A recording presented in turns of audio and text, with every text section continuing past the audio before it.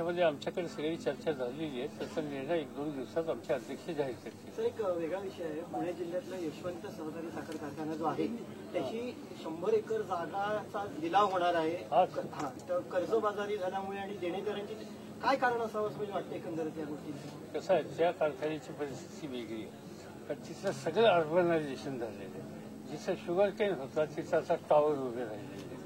तुम्ही जर हडपसर भाग बघितला, जो मोठा शुगर केन पुरवणारा होता, आज त्या भागामध्ये जवळपास 7 ते 8 लाख पॉप्युलेशन आता आलेली आहे. त्यामुळं हा कारखाना पुणे शहराच्या अत्यंत जवळ असल्यामुळं अर्बनायझेशनचा ऑनस्लॉट त्या सबंध भागामध्ये आहे आणि त्यामुळं आहेरच्या ठिकाणी हा कारखाना चालणं शक्य नाही.